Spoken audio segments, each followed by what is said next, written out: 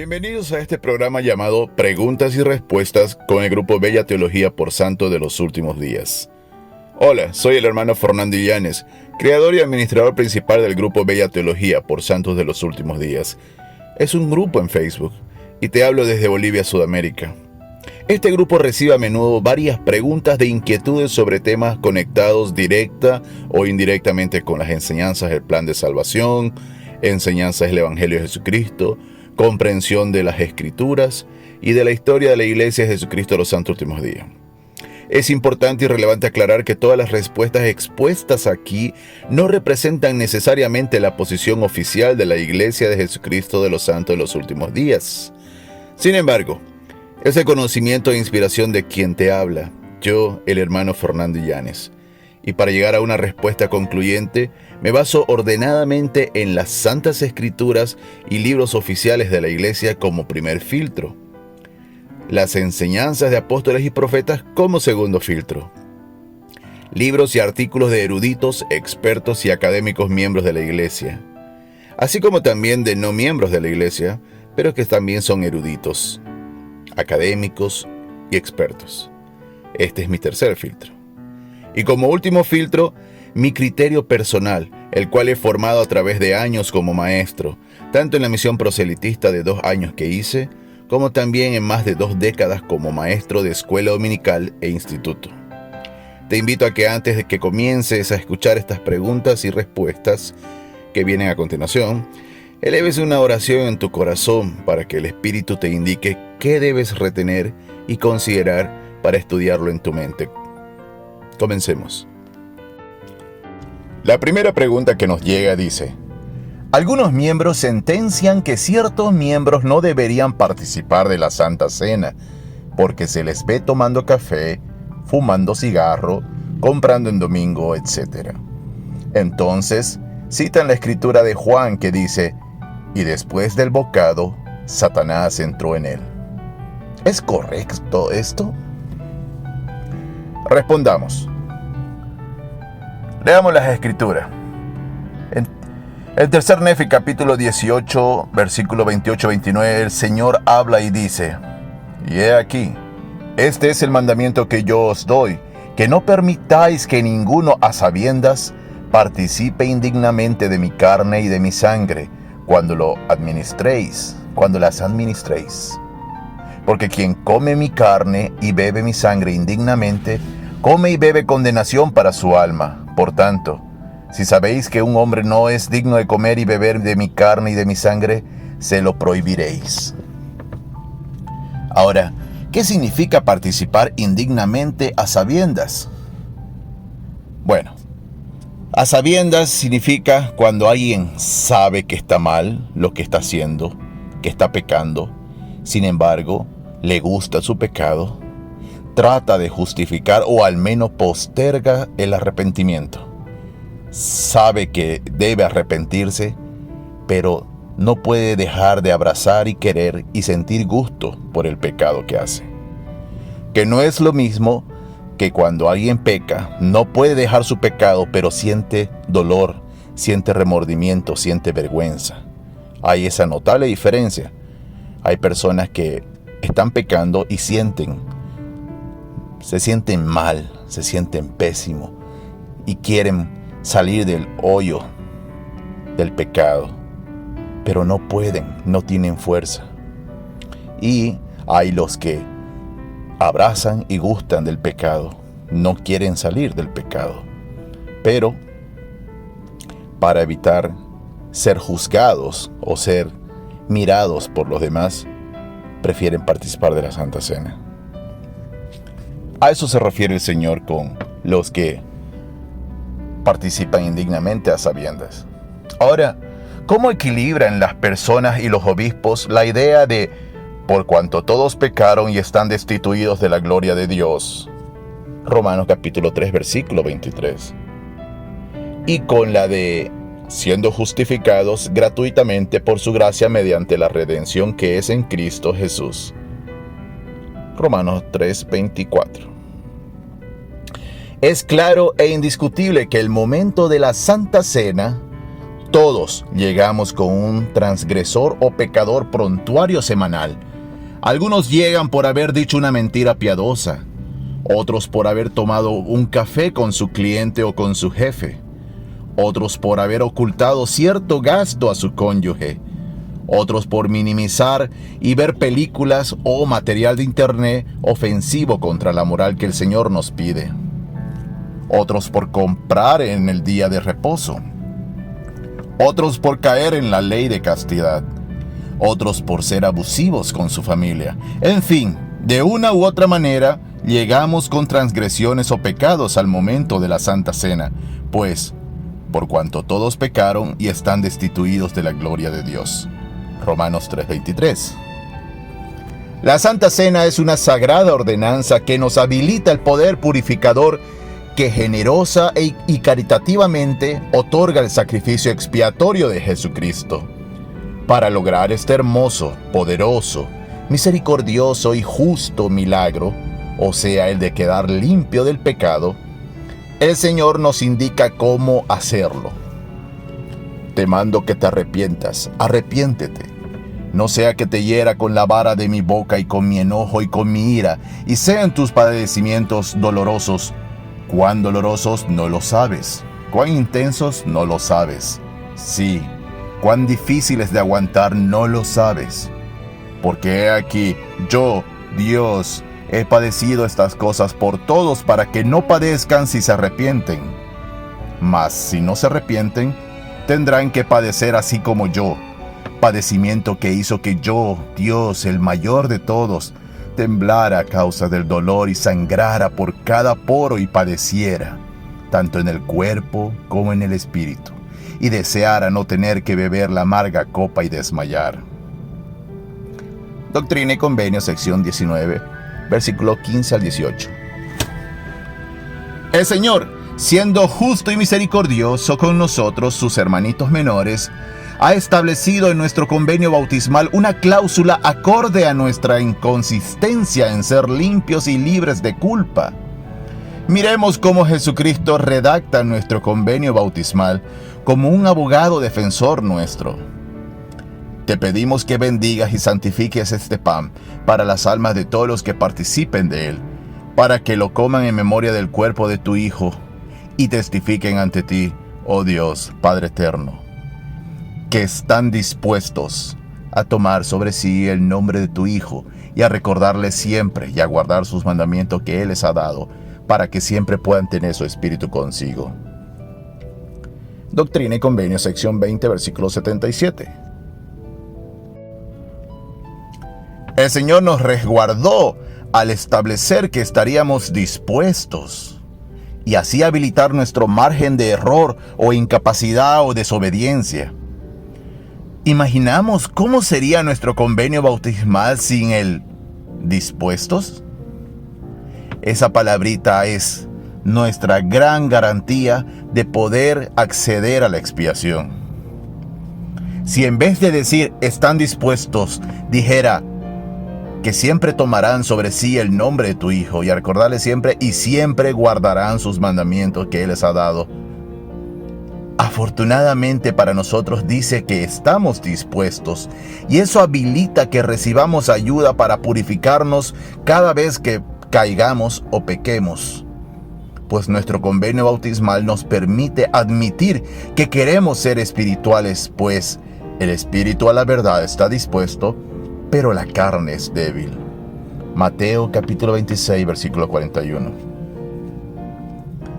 Cuando llega la noche del sábado y estamos incómodos pensando que hemos pecado en la semana y que somos muy débiles y que mejor sería no ir a la iglesia sino hasta el próximo domingo cuando ya estemos más limpios, entonces seamos como el hijo pródigo y digamos como él: me levantaré e iré a mi padre y le diré: Padre, he pecado contra el cielo y contra ti, ya no soy digno de ser llamado tu hijo. Lucas capítulo 15, versículos 18 y 19. Y entonces, cuando llegamos a la Santa Cena, cuando los diáconos reciben las bandejas, nosotros estamos como el hijo pródigo que volvió con el cuerpo y ropas sucias, con comida sucia de cerdos en nuestras mejillas, boca y paladar, con la cabeza agachada, llenos de vergüenza, pidiendo ayuda espiritual.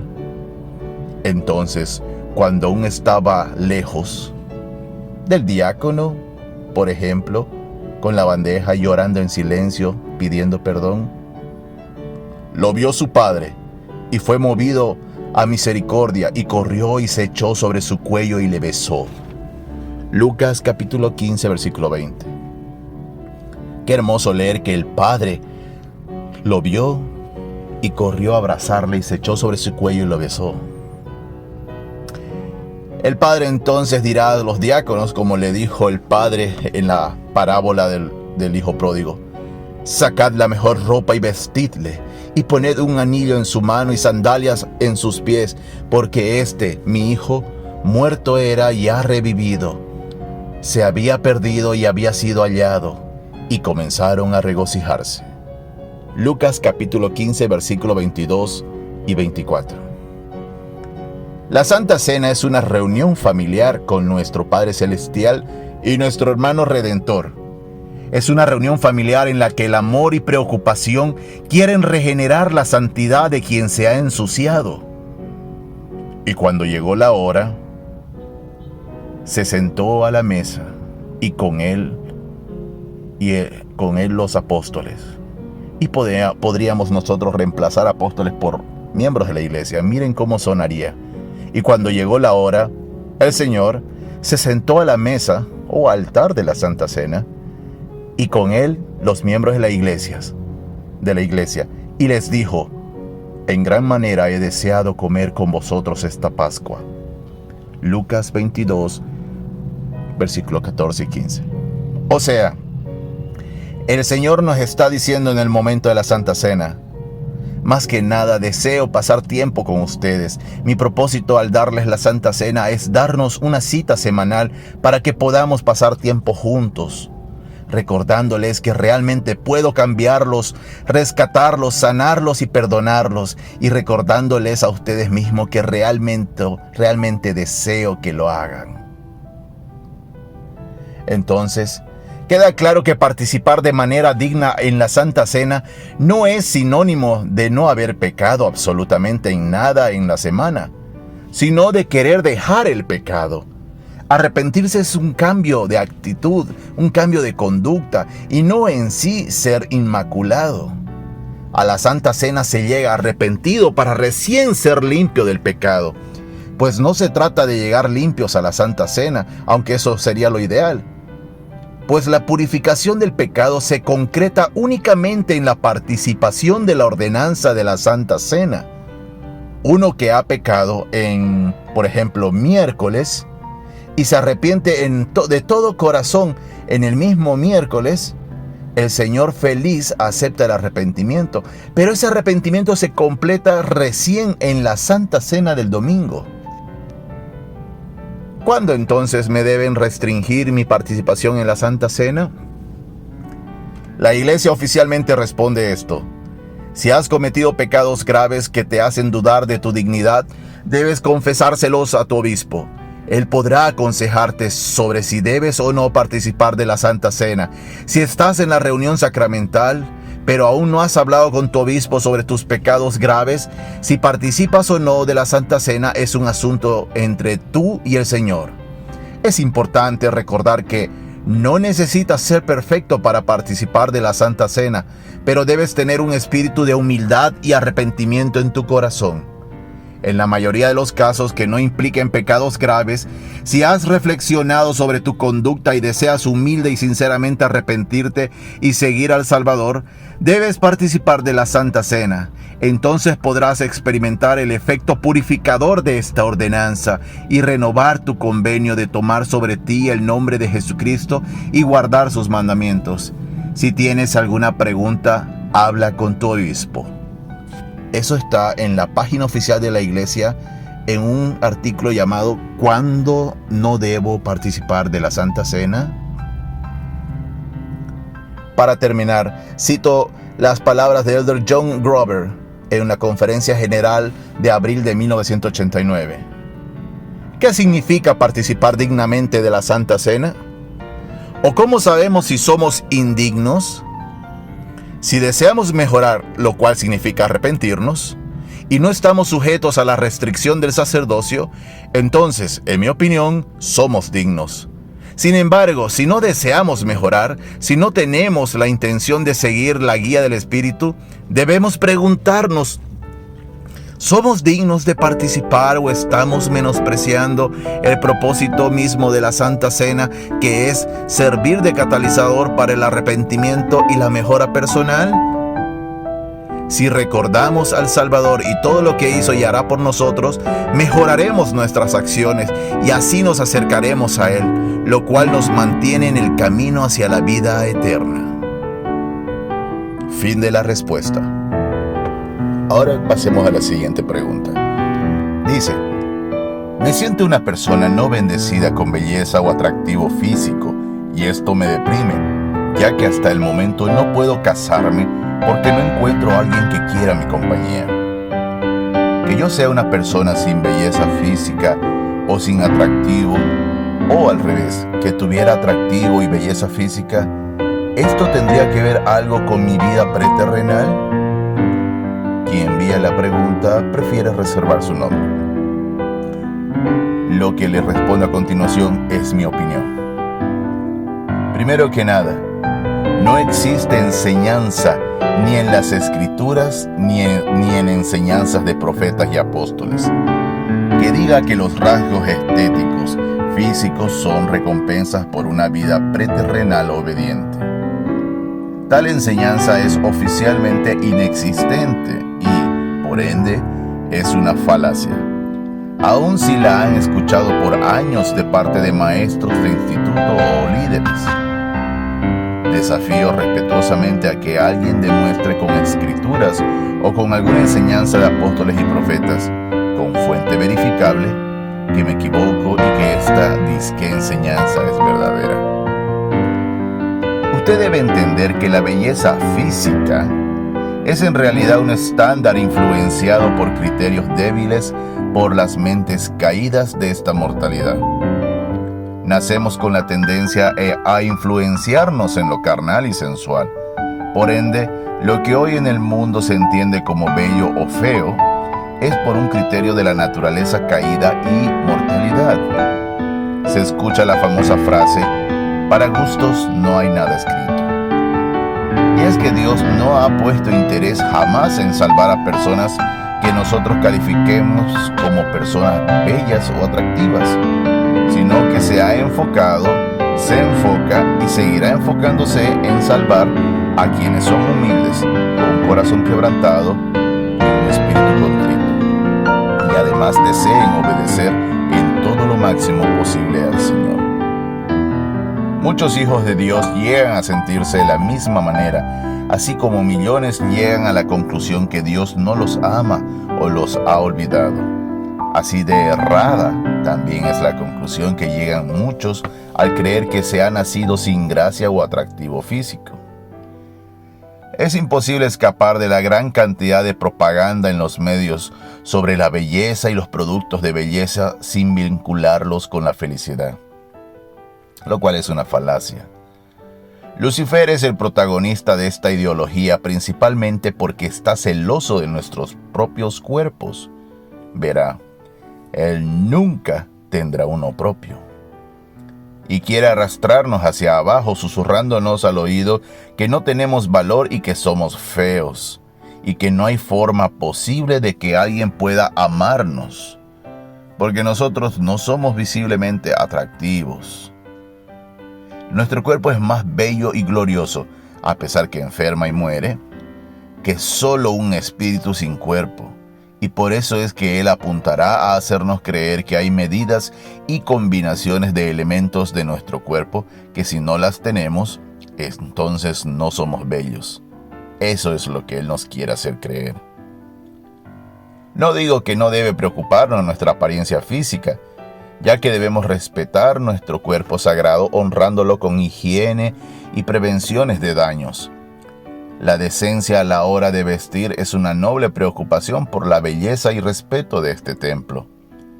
Creo que ha creado una definición y un pedestal para el atractivo con lo que realmente no importa. Enseñamos que la verdadera belleza se basa en la justicia, la virtud y la vida del Evangelio.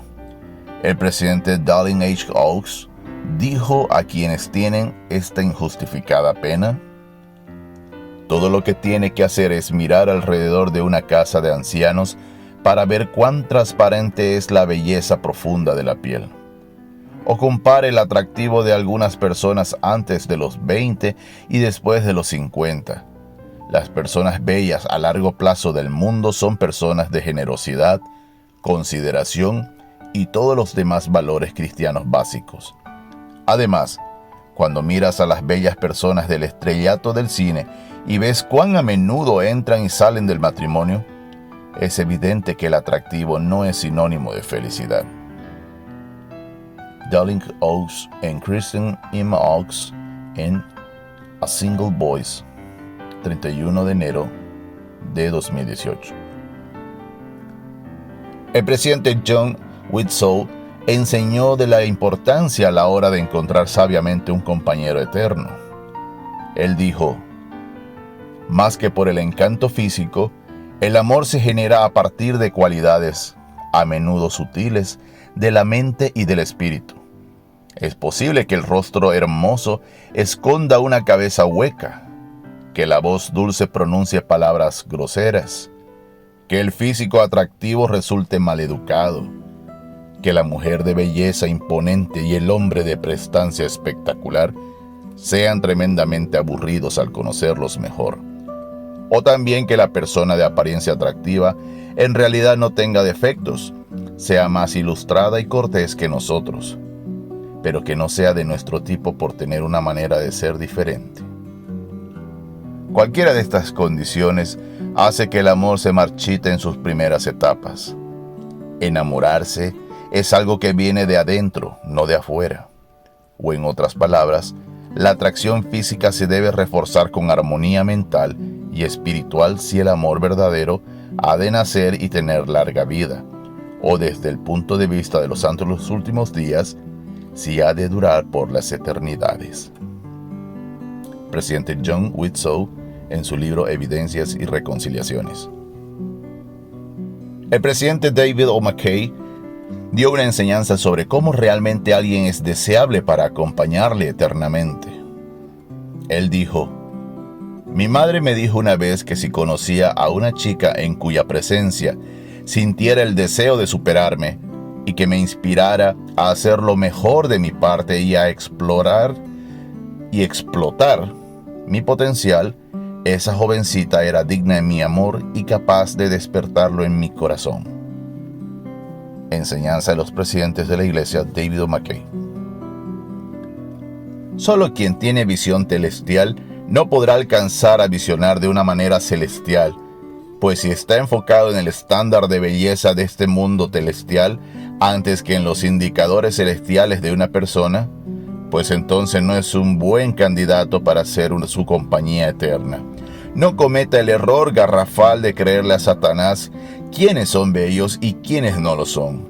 Él es el padre de todas las mentiras y jamás le dirá la verdad de las cosas, más aún en algo que tanto le envidia a usted, su cuerpo.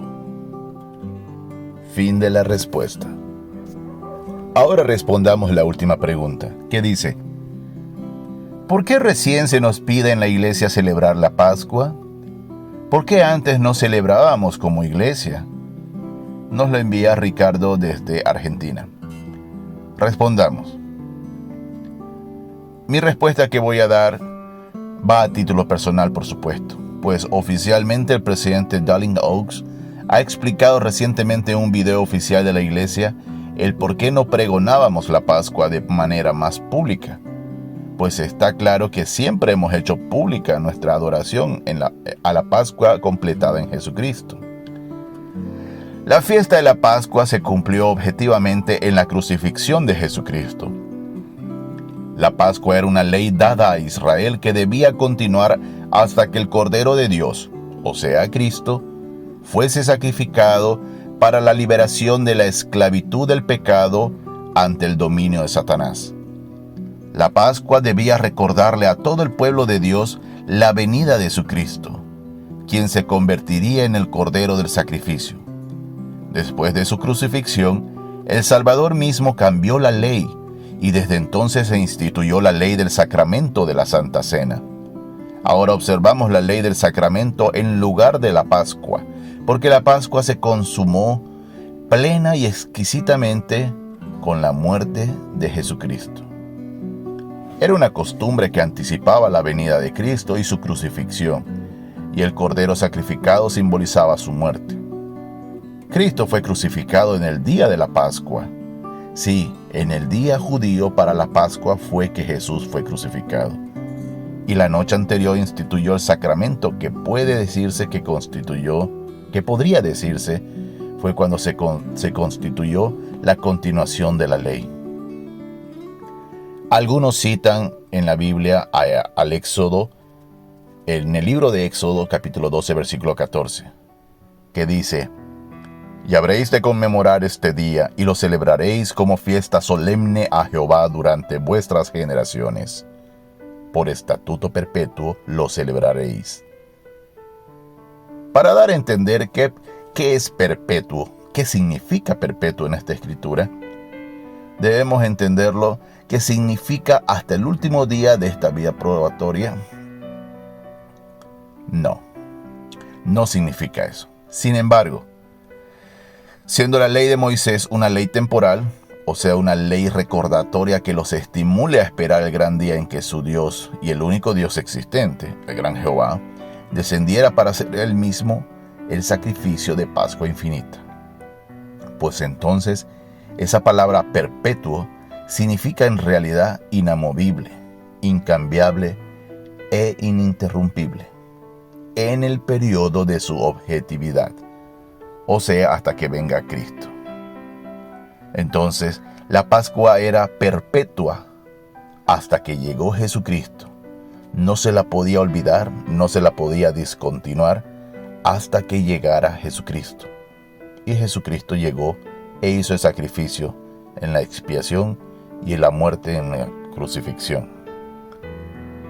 Antes de nacer Jesucristo, siendo el Dios de Israel, le dijo al profeta Oseas: Y haré cesar todo su gozo, sus fiestas, sus lunas nuevas y sus días de reposo, y todas sus fiestas solemnes.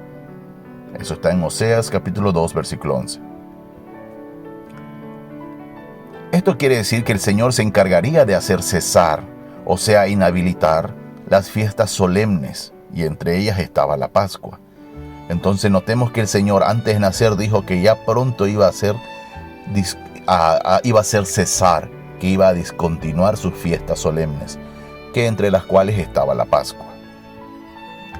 El Señor decretó cuando ya estaba en la tierra: Por tanto, estas cosas que existían en la antigüedad, que se hallaban bajo la ley, se han cumplido todas en mí. Las cosas antiguas han pasado y todas las cosas se han vuelto nuevas. Tercer Nefi capítulo 12, versículo 46-47. Entonces el Señor, en la noche antes de la Pascua y de ser crucificado, hizo lo siguiente. Y mientras comían, tomó Jesús el pan y lo bendijo y lo partió y dio a sus discípulos y dijo: Tomad, comed, esto es mi cuerpo. Y tomando la copa y habiendo dado gracias les dio, diciendo: Bebed de ella todos, porque esto es mi sangre del nuevo convenio, que por muchos es derramada para remisión de los pecados. Mateo capítulo 26, versículo 26 al 28. La Santa Cena pasó a relevar a la solemne Pascua.